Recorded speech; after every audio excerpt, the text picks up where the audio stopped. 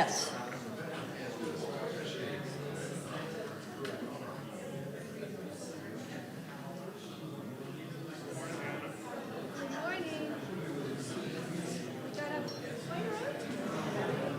Eight, seven, 5, 4, 3, 2.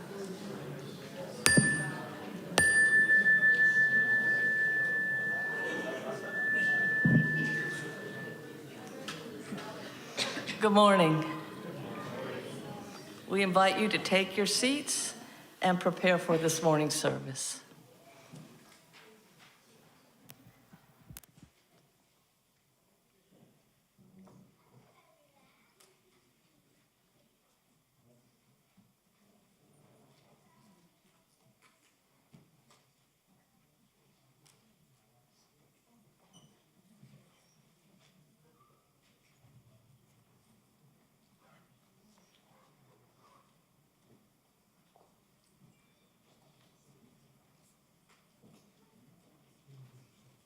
On behalf of the Worship Committee, welcome to the Unitarian Universalist Congregation of Columbia.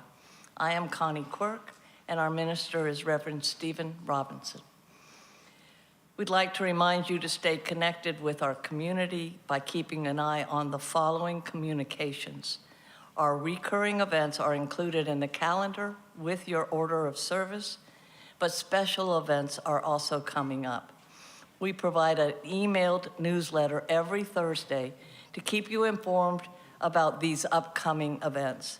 Make sure we have your email address if you would like to receive them. To help our worship flow smoothly, please email all requests for announcements to worshipchair@uuccolumbia.org. The service leader will gladly share them at the close of Sunday's service. We warmly welcome families with children and offer childcare during our service for children up to 4 years old. We also have a designated seating area over there for children ages 4 to 7 and their parents or caregivers. Feel free to bring the toys available in the back of the social hall for quiet play. Today, older children and youth will remain in the sanctuary with their caregivers. Today's flowers were donated in loving memory of Ron Edge by his family. We had a wonderful memorial yesterday for him. Please silence all devices as we center ourselves on today's service and listen to the prelude. It's my pleasure to invite Sylvia Brown forward to sing Peace on Earth by Rochelle Farrell.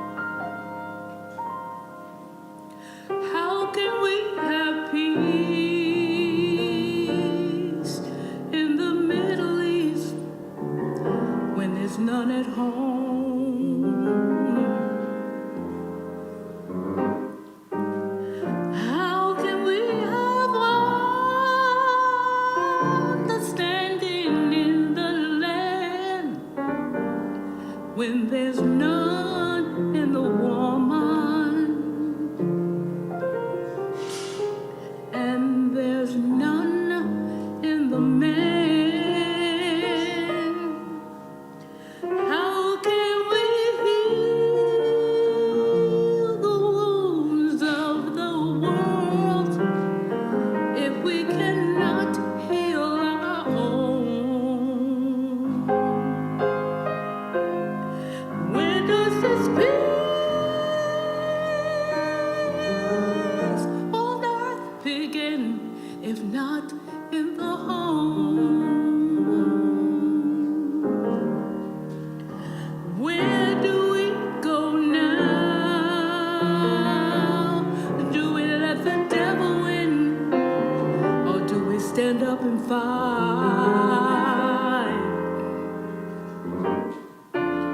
Surely we know how to conquer all our fears, bring an end to the violence, bring an end to the tears. How can we heal the wounds of the world if we cannot heal our own? And where does this peace on earth begin if not in the home? Well, there's too much talk about it, and too many walk without it. Tell me, where is the love? Where is the God in your life? To my left, a woman abuses her children. To my right, somebody's beating his wife. Tell me, where is the love?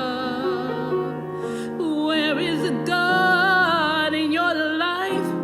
How can we heal the wounds of the world if we cannot heal our own?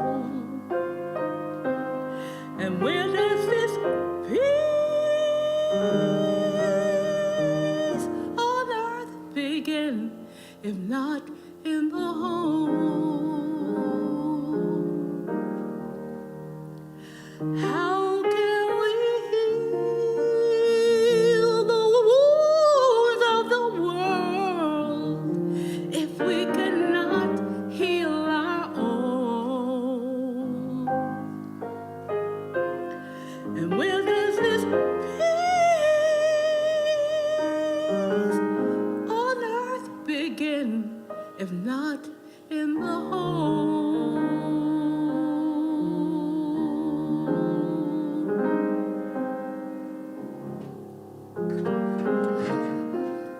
Thank you.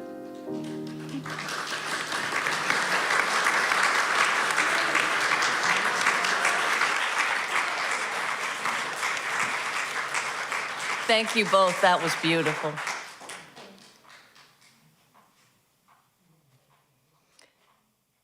Thank you. And now please rise in body or spirit to join me in the congregational covenant. It is in the order of your service. Love is the doctrine of this congregation. The quest for truth is its sacrament, and service is its prayer. To dwell together in peace, seek knowledge in freedom, and serve others in community.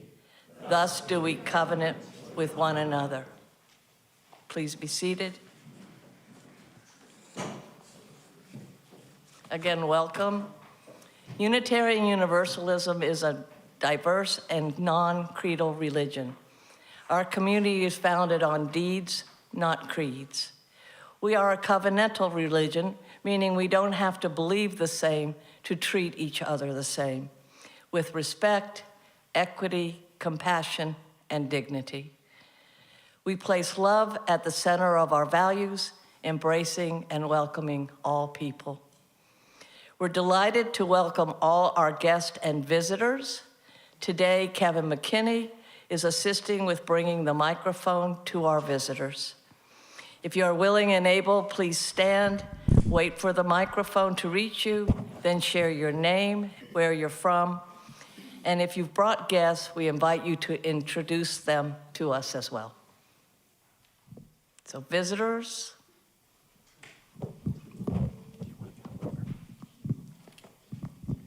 Good morning. This is my younger sister, Abigail. She was visiting with my grandparents in Beaufort and stopped by at my house on the way back up to home to help me out with some stuff this weekend. So I was very happy to invite her here today, and she's already absolutely loving it. Thank you, everybody who's introduced themselves and been so kind. Welcome. Thank you.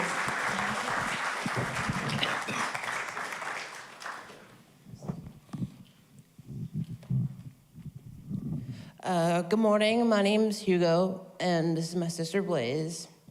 And she was the one who introduced me to the UUCC, and I'm happy to be here after 7 years of not going to church. So thank you. Welcome, Hugo.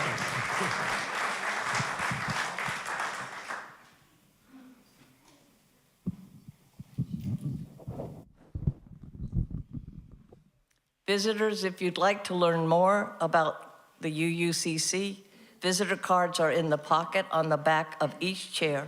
Please fill one out and place it in the collection plate so we can email you about our events. Our board members and committee chairs welcome your questions and comments. Board members wear green name tags. Thank you for being here. Today's chalice lighter is Mary Martin.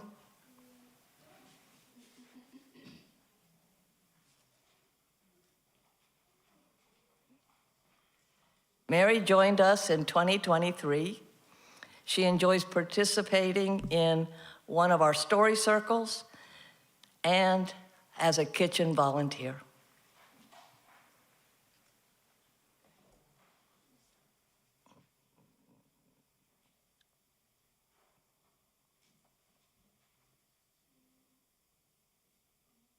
Spirit of light and life, come unto us. We have Jim Kimbler will come up with This I Value.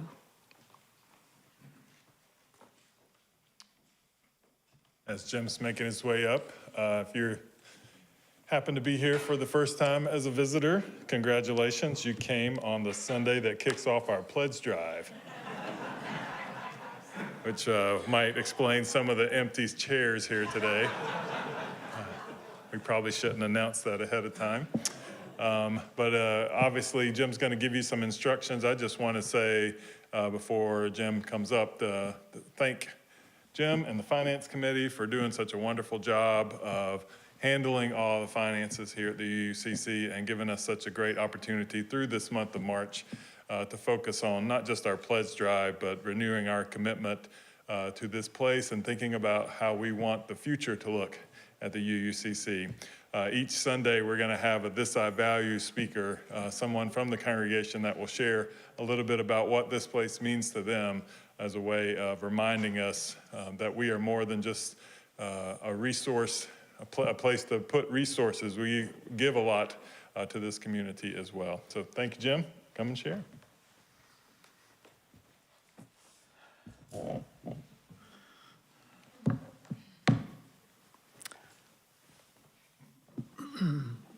So if you submit your pledge card today, and they're available at the table just on the other side of the partition, and put it in the pledge box by 12:30, you'll be entered in a drawing for a door prize. We have two of these lovely T-shirts. Actually, you get to order a nice new one, short sleeve or long sleeve or whatever, and then we'll get it to you.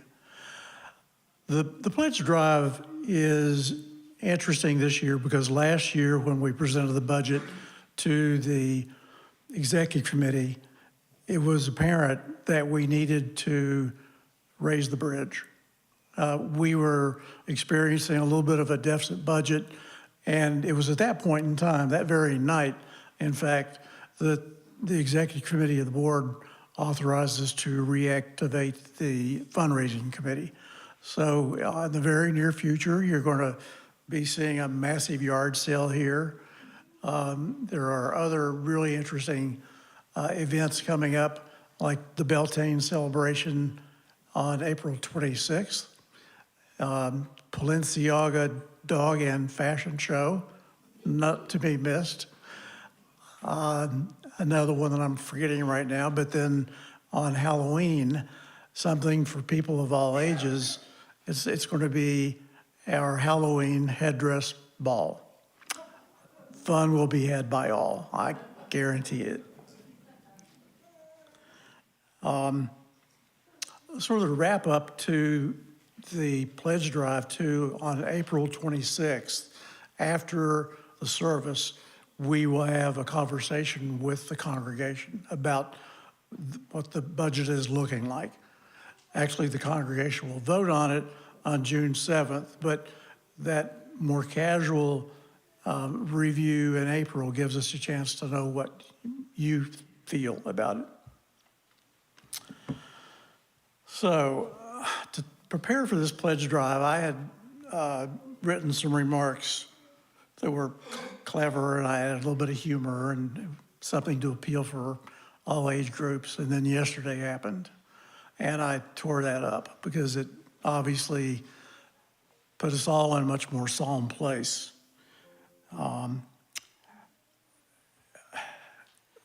When a leader of a country authorizes an unauthorized war, he is taking something away from all of us. And we focus so much on our future, not only for us, but for everyone in this country and beyond, because we believe in the inherent dignity and worth of all people, wherever. The man that did this is a man of my age, not of my sound mind. His actions won't have an impact on his family like they might have on my family or your family. But we know that they don't define us, they don't reflect us, because after all, we are the voice of tomorrow. Anytime that you're in an activity group, a social action event, and if you're wearing one of these yellow t-shirts, people are watching you because they know who we are. They applaud us for our bravery and our courage because we are actually giving them something. What we do isn't just for us. What we do is for everybody.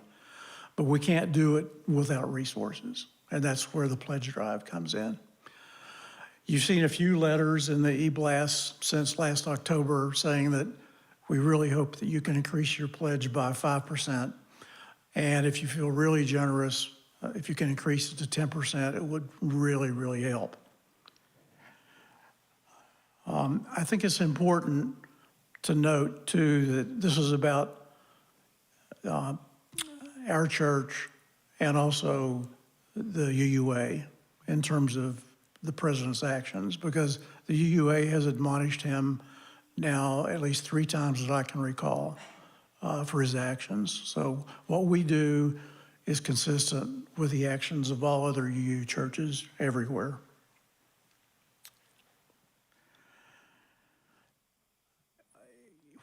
It's particularly meaningful that when I was being brought up as a young boy, I had certain values instilled in me by my parents that made me look forward to a certain future. And we didn't really have to talk that much about risks, but these days we do. And we carefully consider our risks with the actions that we take, but we also know their inherent value. I hope that we can count on you to reevaluate your ability to pledge this year, because frankly, for me, it's very sad to think that the 30-somethings, the young families, people in the middle of their careers might inherit a world and life that's more bleak and with less freedom than I grew up expecting. I just made a trip to Florida last Monday, sort of a helping a friend trip who just had surgery. I carried my passport to go to Florida because white old guys, can be pulled into places they don't want to be, like El Salvador too. So my passport is always in my pocket these days, and that also is very sad. I do pray that you're not carrying yours 10 years from now, because that would be indeed a sad thing. I'd like to leave you with just one final comment, and that is that if you were to make a small increase in your pledge each year for the next 10 years, it's probably going to be much easier to consider that if you wait 10 years, because the price of freedom after 10 years is going to be much, much higher. Thank you.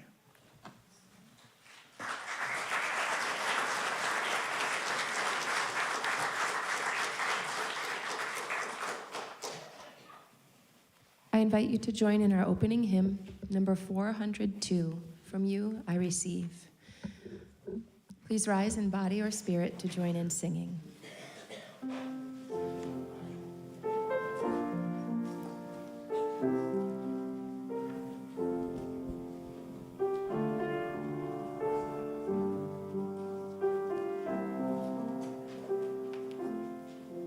From you I receive, to you I give, together we share, and from this we live.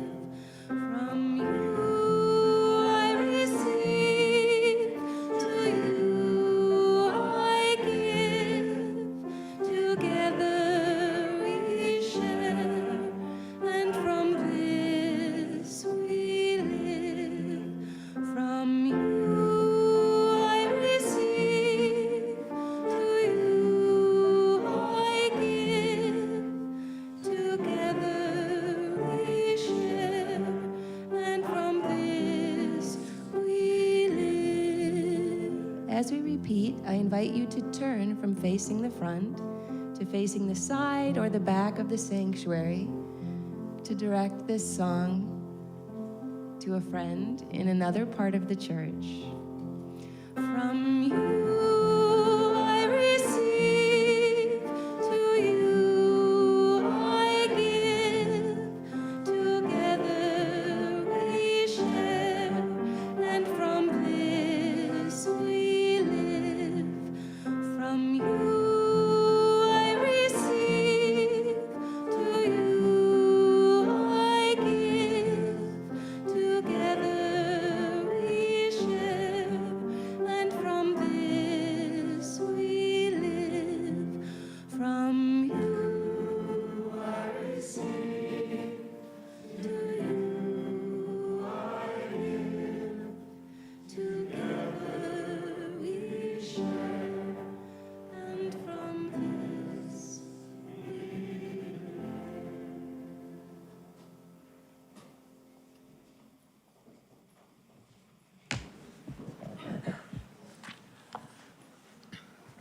Our opening words today come from Tom Owen Toll, who writes, "Generosity involves open-heartedness, the cardinal ability to give lavishly of yourself to others, to the world around you, to the divine communal spirit in which we live, move, and have our beings.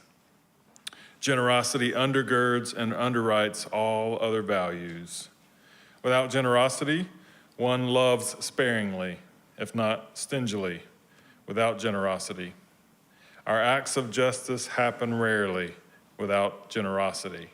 We hoard our precious gifts of time and soul and all of our other resources."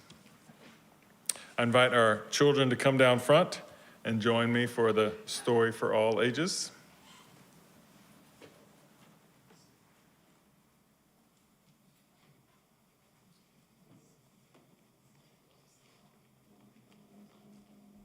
Hi.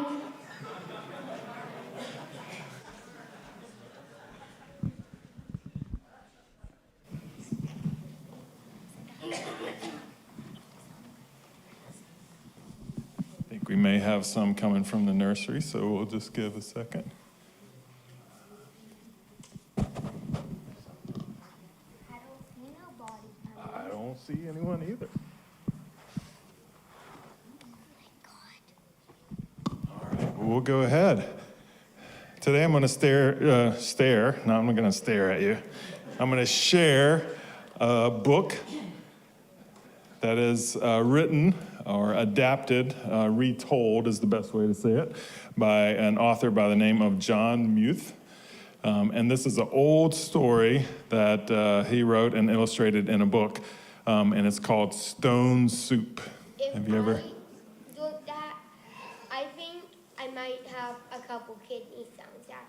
That is a good point, yep. Because stone. It can be rough, that's right. Oh, look, we got a crew coming from the nursery. So we'll wait on them.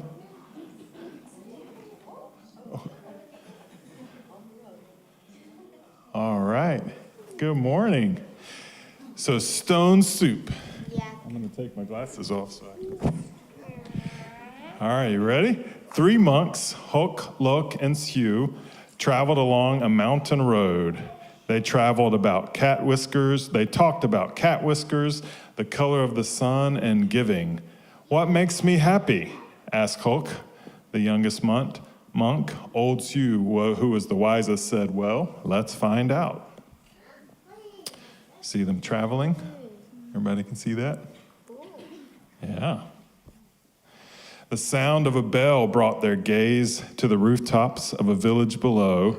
They could not see from so high above that the village had been through many hard times. Famine, floods, and war had made the villagers weary and untrusting of any strangers. They had even become suspicious of their own neighbors.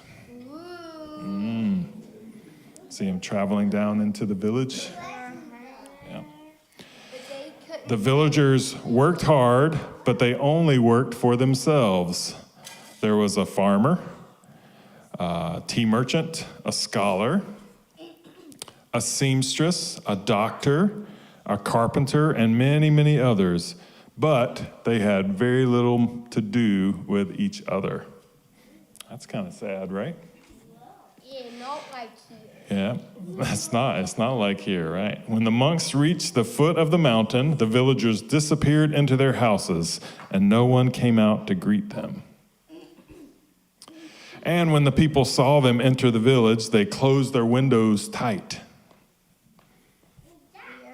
The monks knocked on the door of the first house, but there was no answer. And then the house went dark. They knocked on a second door, and the same thing happened. It happened again and again and again from one house to the next.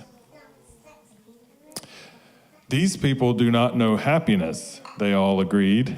But today, said Sue, his face bright as the moon, we will show them how to make stone soup. Yeah.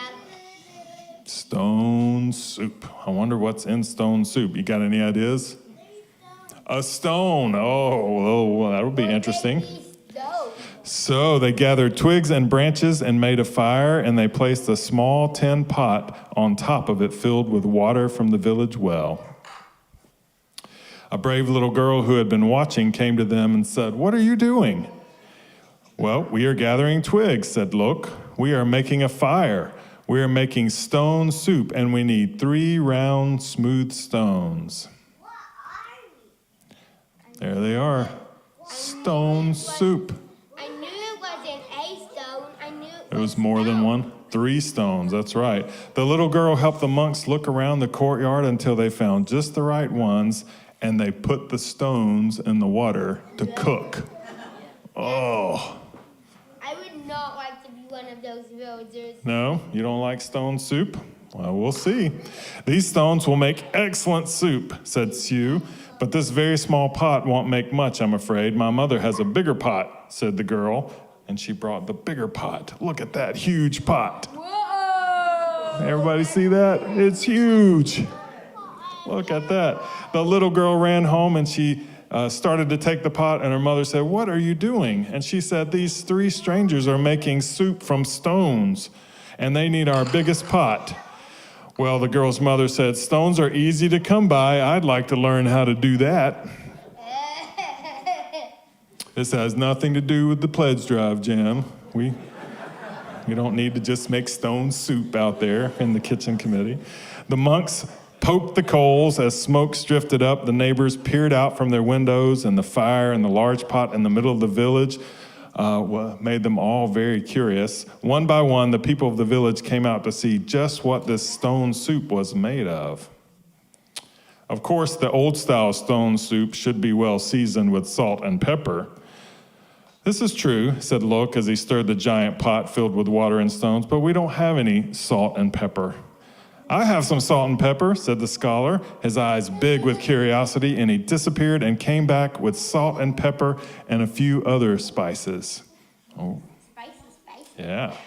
Sue took a taste. "Well, the last time we had soup stones of this size and color, carrots made the broth very sweet." "Carrots?" said a woman from the back. "I may have a few carrots, but just a few." And off she ran. She returned with as many carrots as she could carry and dropped them all into the pot.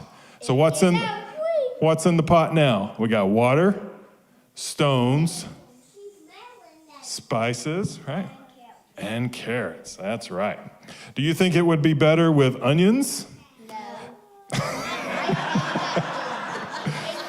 "Oh, yes," said the farmer, "and an onion would taste good." But if they did, Oh, that's true.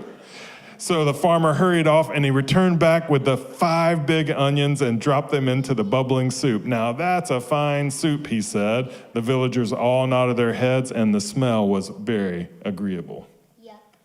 "But if only we had some mushrooms," said Sue, rubbing his chin, and several villagers licked their lips, and a few dashed away and returned with fresh mushrooms, noodles, pea pods, and cabbages. Yeah.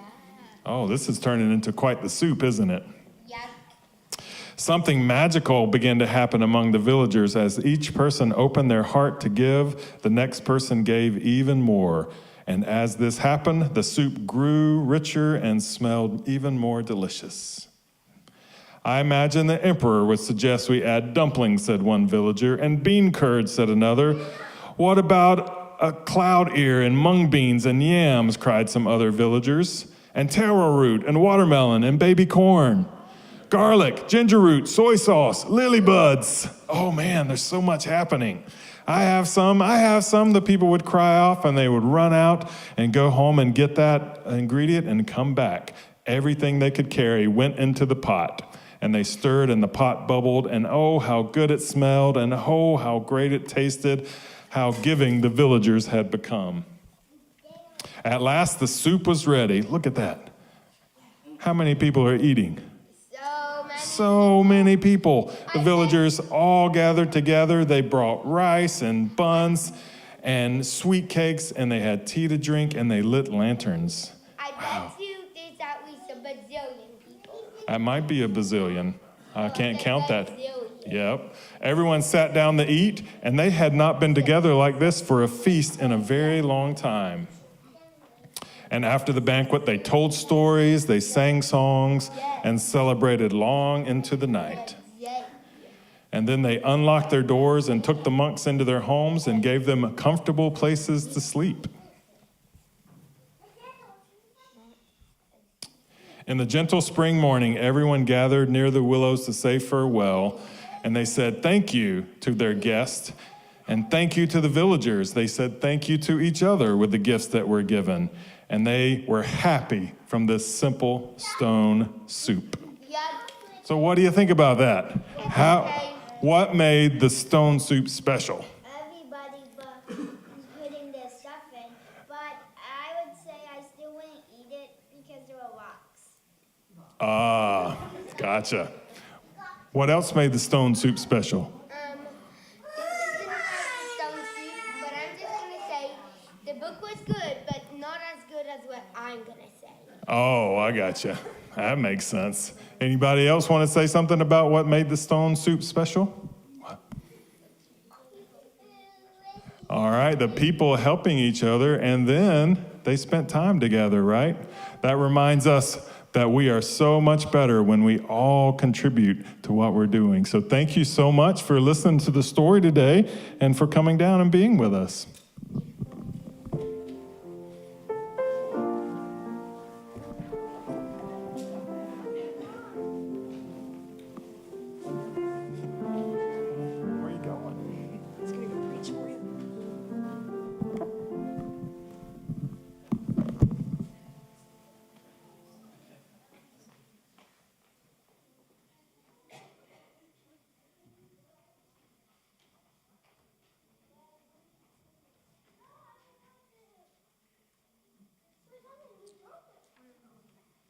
It's all right. I get that a lot from the adult members too. Your sermon was good, but not as good as what I was going to say.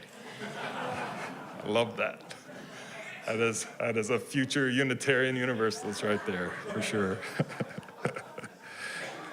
This time we create space in our service for our candles of community, opportunities to share our joys with each other, our concerns with each other, and do that in community together. So if you have a candle this morning that you would like to share, I invite you to briefly come and briefly share your joy or concern and place your candle here.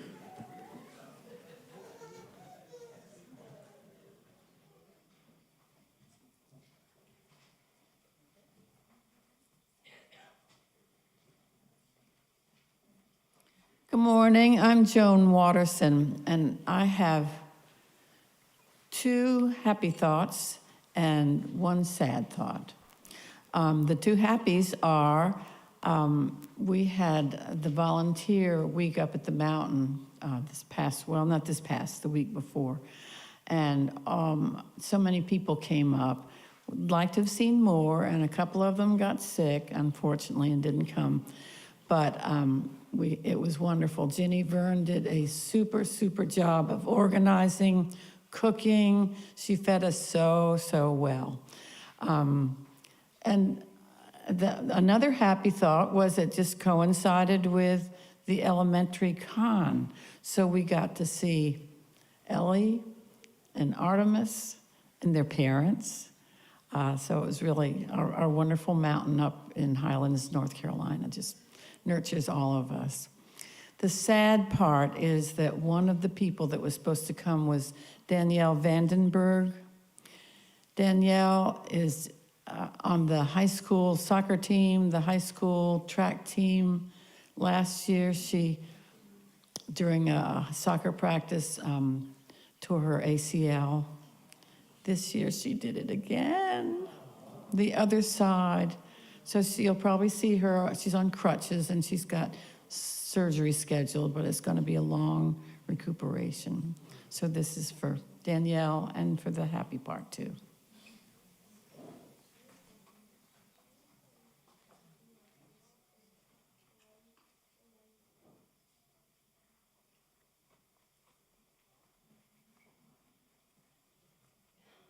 Good morning. My name's Eileen Riga, and a couple weeks ago we had to get our dog put down. It's really sad, but she lived a great life with us. But I was thinking, because a lot of people always tell us in their next life they want to come back as one of our dogs. And I've just seen a lot of homeless pets who don't have the love that our pets had. And so I was just thinking about all the dogs and cats that just don't have the great life that they deserve, both here and around the world. I see a lot of them in Ukraine due to the war, and now I imagine in the Middle East it'll get worse. So this is for all the unloved pets.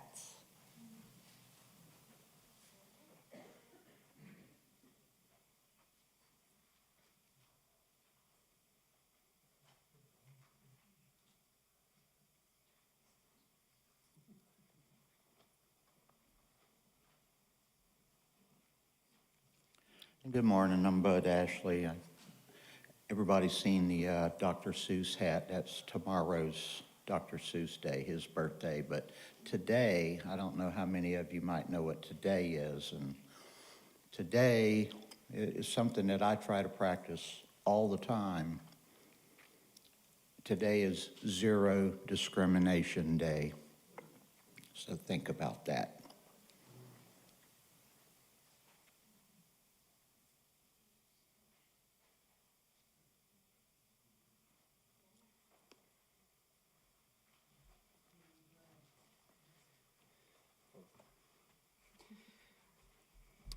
We're the Patricks. It's our son Harvey and Hi. Rachel and Jessica, and we have some news that our family wanted to share. We might be moving to Washington State. Yeah. This is kind of a mix of happy and sad, because we're gonna miss this church and everyone here. Yes, we certainly will. Okay, you wanna share? So definitely happening, not a might. We have a move-in date and things like that scheduled, but we did want to say that we are so glad to have found this place. My husband and I have lived here our entire lives and not loved our experience at church. So being here has been amazing. And one of the first things that we made sure to check before we decided where we're going to live is that we have another UU congregation to join. So we thank you guys for your hospitality. Yeah, thank you. Bye-bye.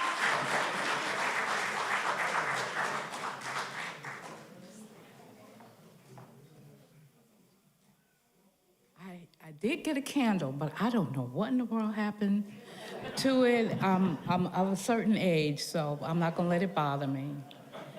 But I wanted to come and talk about or remember Black History Month. I was kind of in and out of church, probably more out than in February, but I just wanted to just commemorate the month, commemorate the whole time of being an African American here in these United States, all of the good and all of the bad, things we learned from. So I wanted to sing just a little bit of a little spiritual that we had message spirituals. And this particular one gave kind of instructions about where and when the Underground Railroad was gonna roll a little bit, roll out of town. And my favorite person who does this, she is a wonderful opera singer, Jessie Norman. So I'm not gonna sing it like her. Oh, I couldn't hear nobody pray. I couldn't hear, pardon me, nobody pray. Oh, way down yonder by myself, and I couldn't hear nobody pray. In the valley, I couldn't hear nobody pray. On my knees, I couldn't hear nobody pray. Oh, way down yonder by myself, and I couldn't hear nobody pray. With my burden, I couldn't hear nobody pray. And my Savior, I couldn't hear nobody pray. Oh, way down yonder by myself, and I couldn't hear nobody pray. Thank you.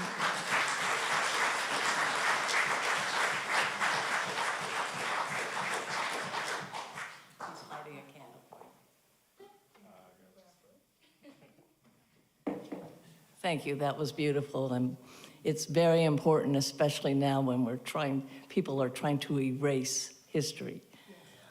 That is not what I'm up here for. This is a candle of concern. I told you a while back about my niece who was having very difficulties getting pregnant, so she got a dog, and when she had the dog neutered, he died on the table. Well, about 6 months after that, she became pregnant. She has now a 9-month-old little girl, Daphne. My niece's name is Devin, and her husband is Christian. They live in Japan because Christian is a Air Force JAG. Daphne has started having seizures at 9. So Christian has asked for an early change. They were moving to San Antonio in July. They are going to San Francisco to have the child just looked at and checked out. Her mother is a physician's assistant, so she is extremely worried. And so just keep Daphne in your hearts so that everything will go well.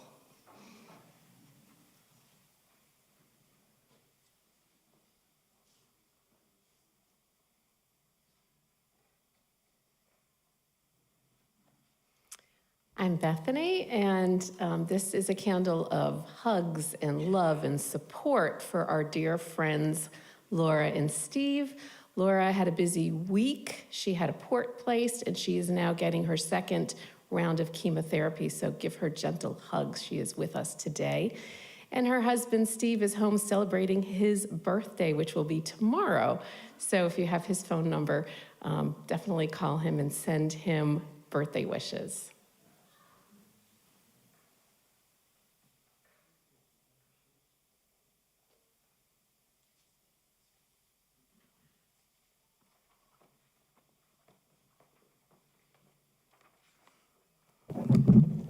Sorry, I have a ghost candle, but I think you understand. If you look on the calendar on Saturday, March 21st, Matthew has scheduled his return to the Saturday concerts in the morning. And that's really good news. This is happening after he broke his left arm and has been laid up. So while he was healing, he was writing a composition to enter a competition in Europe, and he just mailed it. It has been received, and we hope it's going to be a trio, piano, cello, and flute. It's an unusual combination, and the theme is Latin America, Hispanic music, so it's right down his alley. He had already started to write something called Memories of Spain, and so he expanded it into 3 pieces into 3 movements. I might be prejudiced, but it was really, really good. So, good positive thoughts for the fate of the composition and welcoming to Matthew.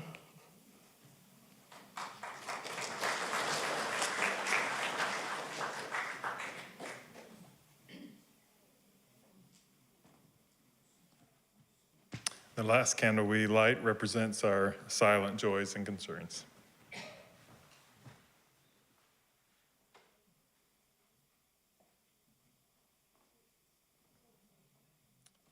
invite you to take a deep breath and remember everything that's been shared.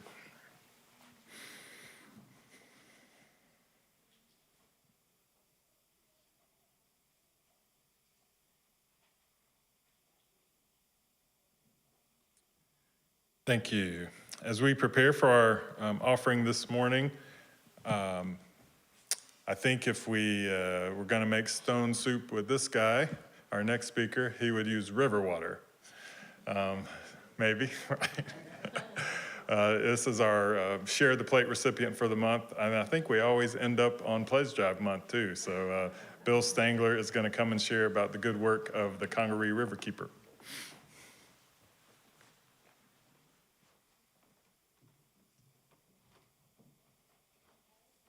Good morning. Sorry, I have to see how many candles he has down here. So my name is Bill Stangler. I am your Congaree Riverkeeper. I am happy to be here. This congregation has supported our organization and the work we do to protect the 3 rivers so much. If you're not familiar with Congaree Riverkeeper, you must have missed me speaking the last couple of years. But we work to protect the Broad, Saluda, and Congaree rivers and the surrounding watersheds, doing everything from organizing volunteer cleanups to investigating pollution problems, working on policy issues, or dragging polluters into federal court. I'm happy to be here because it has been, February was a busy month. I got to do some interesting things that I hadn't done before, and our work got recognized in ways that it hasn't happened before. Some of the work that we were doing on forever chemicals and the industrial pollution in the Saluda River was actually featured on the front page of the Post and Courier. Actually, that was an issue that I told this congregation about 2 days before we actually filed the lawsuit, So thanks for not like letting the word out before.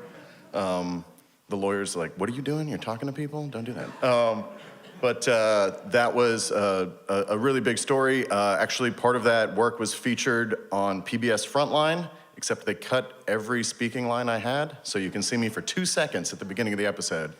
But that was a collaborative effort, and so if you haven't had a chance, the article about all that, which is a deep dive into our forever chemical PFAS work, is featured on the PBS Frontline website without a paywall, or you can go to the Post and Courier and support local journalism. That was interesting. In this same month, we've been working on stuff at the State House on various things. I've had to testify on a couple of different issues, including regulatory rollbacks, where legislators are trying to peel back the regulations that protect our communities. Somehow, some things I said about that were featured in the New York Times with a photo, which is kind of weird. The trick, I think, is if the reporter lets me talk long enough, I say the off-script thing that you're not supposed to say. And so it's been a busy time doing that critical work to protect our waterways and our communities that depend on clean water and healthy rivers. I could not do that work without the support of folks like y'all. And the reason I bring those things up is not to try and like humble brag, because it is really important work, but it's to say that I am much happier to be here with y'all today than dealing with a film crew or a New York Times reporter or, the worst case, a room full of legislators, because y'all are part of this community and you guys do so much to support our work and to support everyone around you. So thank you guys so much for inviting me, and thank you for supporting our work for clean water.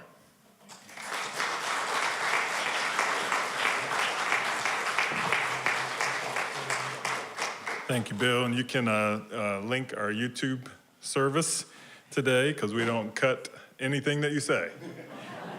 They often mute during the sermon, but they will not cut any of your lines. I'm going to let Anna's going to introduce our offertory song. On this, the first day of March, I invite you to join me in celebrating the many sounds of birdsong with Song of the Lark by Tchaikovsky. Invite our ushers to come and receive our offering.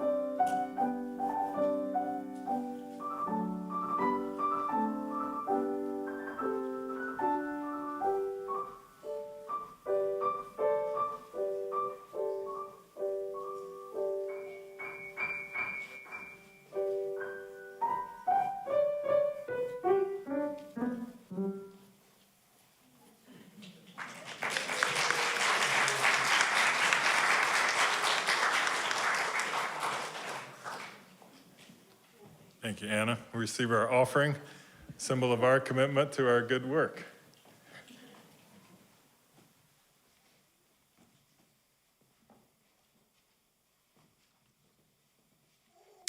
Similar to the stone soup that I mentioned, shared the story with the kids. My experience growing up was the potluck lunch. How many people grew up where potluck lunches were the normal thing? We still have that a little bit here, right? Potluck lunch, and for us growing up, for me growing up, the potluck lunch was never planned. It's just show up, and we just trust that when everybody shows up with a dish, that we will have all the food that we need. And I look back on that and I think to myself, how in the world did we not end up with 30 pots of potato salad. But it just reminds you that to have any kind of food gathering or potluck lunch or anything that we do in the social hall, it really just happens. It doesn't require any planning whatsoever. Just ask Linda McLeod. Doesn't require anything, right? It just happens. Sometimes Linda smiles at me. That is not the face I'm getting right now. I love the image of that because it is everybody contributing, and for more of a modern potluck celebration, and especially I experienced this in other communities, now we have the infamous sign-up sheet, right? We have like, only certain people can bring this dish, and only certain people can bring this dish, and so forth. And it's always my goal to sign up for something, but bring something different, really, just to mix someone up there. But whether we are doing the sign up or the impromptu potluck, just show up, or the image of the stone soup that I shared in the story, it is a beautiful image of everybody contributing to a meal. And it is the image of our work here at the UUCC, that we are all bringing something to the table, we are all contributing, and when we all contribute together, we are making powerful work happen from this place. The Reverend Dr. Dorsey Blake, who passed away recently, was a professor at the Pacific Religious Institute. And I read some of his words this week because I was thinking about a pledge drive on the sense of culture and climate that we are facing right now. How do you inspire a congregation to have hope and go forward and with everything that we are facing and all the challenges that we are facing? And he writes, "We sit on the precipice of this chaos, war, climate change, political uprisings," and here's the line that got me in what he wrote, "But what we face is neither unique nor original to our times." Isn't that interesting? What we are facing today, even though it feels that way, is neither unique nor original to our times. He says that those who came before us, the generations of people that lived through systemic oppression, wars, and other periods of human-caused hardship, when they have endured poverty or persecution, they have sustained themselves with acts of mutual care, of community, and coming together. They embrace the gifts of each other for community, for support, and for sustenance. They shared the strength that they needed with each other to stay in the struggle. And they did this by simple acts of providing help, sharing meals, singing songs together, and extending love, respect, and kindness. The road to despair, he writes, on the other hand, is paved with isolation and separation. But to confront the daunting times that we are living in, we must begin with community. And when we act in community we will shape a future where we will all survive and flourish.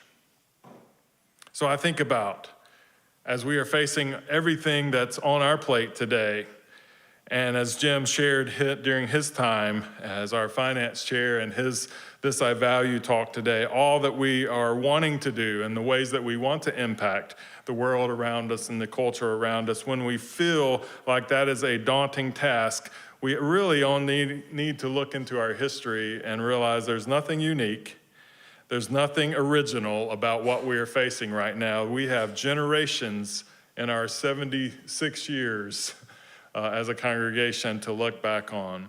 If you ever needed a reminder of that, you should have come to the service yesterday and listened to all the conversation about Dr. Ron Edge, who championed the work here in this congregation and championed science and championed curiosity and championed a sense of being connected to the community around us. And so many of our conversations yesterday around the meal was not about what's happening right now. It was what was happening so many decades ago and how we faced those challenges then.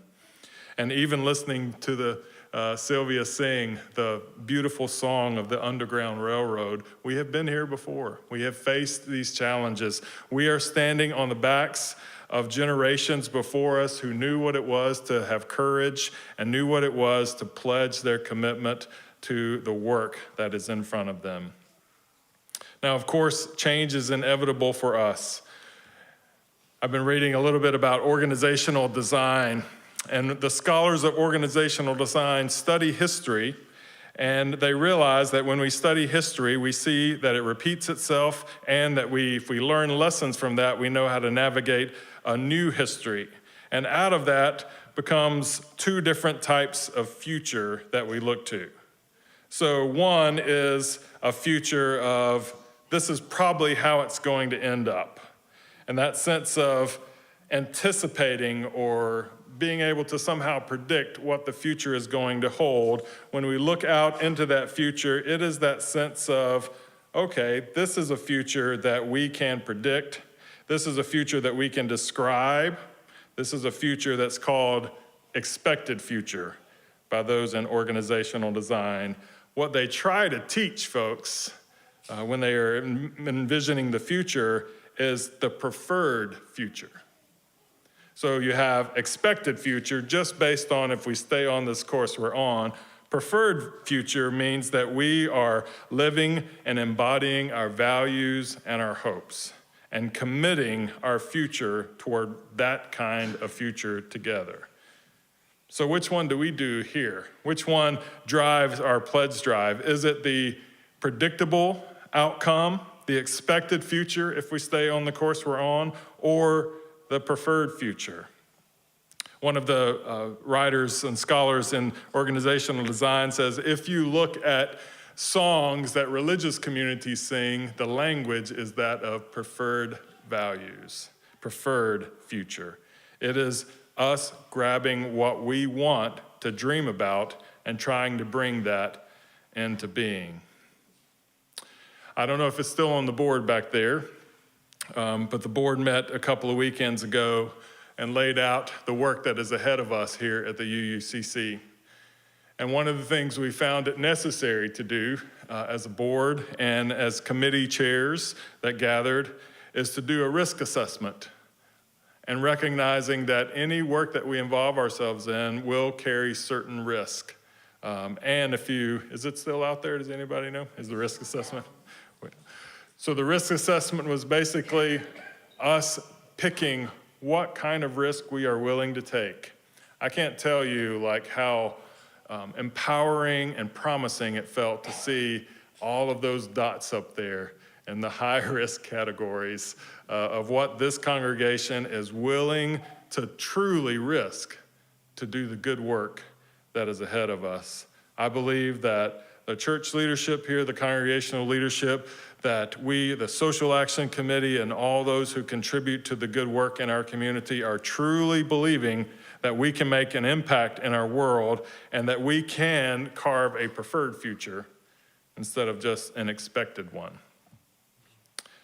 So when we come to the pledge drive, it is actually an invitation to invest in that preferred future of the UUCC, holding a deep historical connection that we have of those who have voiced that preferred future in the past and overcome so many obstacles before them.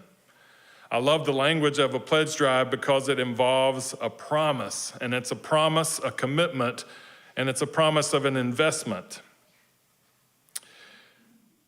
Interesting thing about the word investment is now when we hear that, we want to hear investment without a risk, right? Good luck with that. I don't know, those of you who work in finance, can you actually, in our current political and economic climate, can you say this is absolutely a no-risk investment? I'm not sure what that would look like.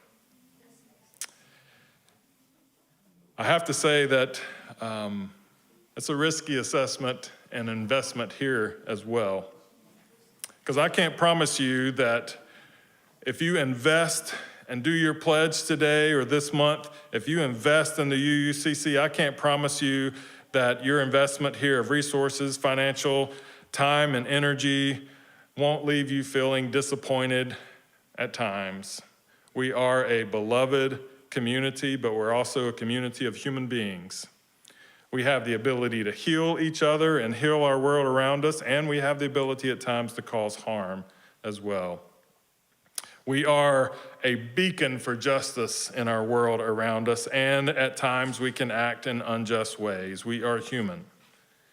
You may have times, if you work here and invest your energy and your resources, you may have times of feeling unappreciated, unknown, disconnected, hurt, and lost, as well as so connected and loved and knowing that you are a part of something special. It is a both and investing here doesn't guarantee that this imperfect community will always feel perfect to you. But I do believe we are a good community, and I do believe in what we are doing here. And when we work together, we can spread a metaphorical potluck table in a culture that is hungry for hope, for justice, for compassion, for healing, for connection. I say to you, like your best investment advisor, the UUCC is worth the risk of your investment here for what we are doing today. I believe that, and I make my pledge today to continue to pour myself into this place and into each of you. I invite you to join me.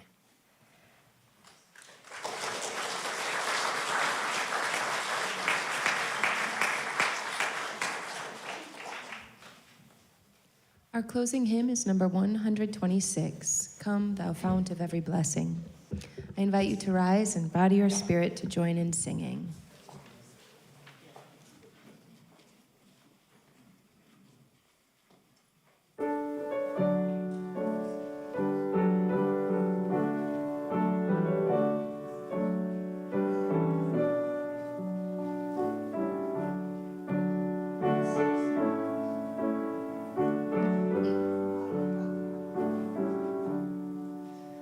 Come thou fount of every blessing, tune our hearts to sing thy grace.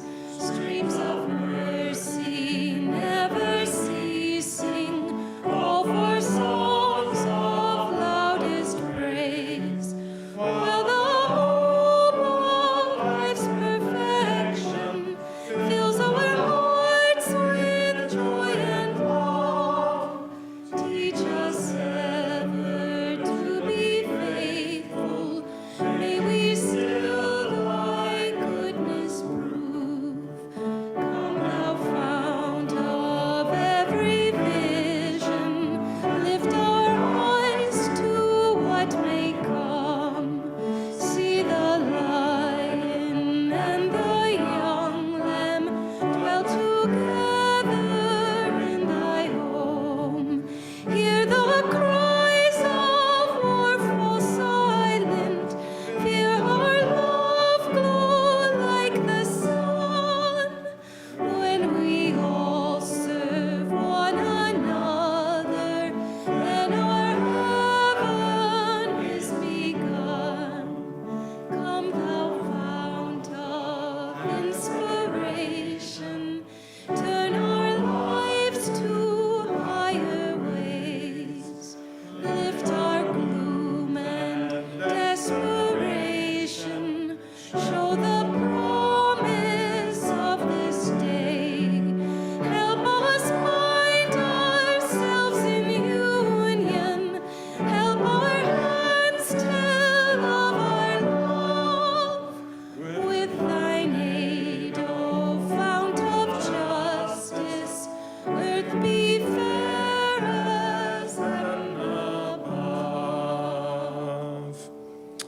I share for our closing words just a little bit of our opening words from Tom Owen Toole, reminding us that generosity undergirds and underwrites all of our other values. Without generosity, one loves sparingly. Without generosity, our acts of justice happen rarely. Without generosity, we hoard our precious gifts of time and soul and our resources. Please join me in singing our congregational benediction.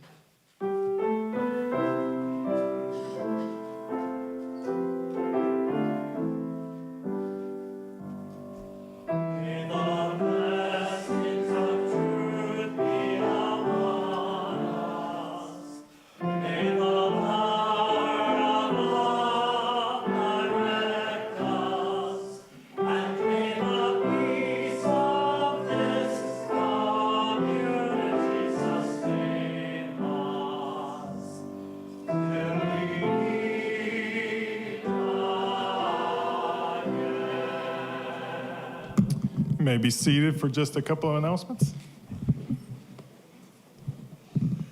First, I have to say we're really proud to have so many activities going on in our church today. I have 5 announcements. The Partner Church Committee thanks everyone who made the evening serenade a spectacular evening and success last Sunday. The music and dancing was such high quality and so entertaining. We still need help wrapping up the auction. So if you still owe money for your bid or items purchased, please find someone from the partner church in the fellowship after this service. Donations for the yard sale may be dropped off at the UUCC beginning Sunday, March 22nd. There will be tables in the social hall.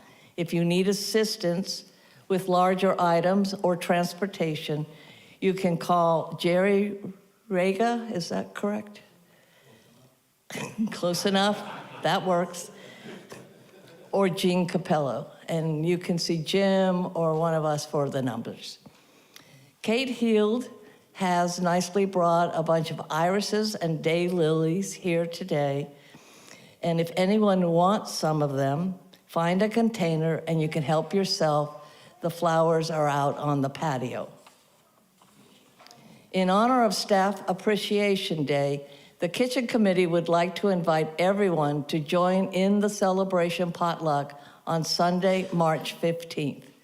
The Personnel Committee will provide a cake for the occasion. They look forward to celebrating our wonderful staff with all of us.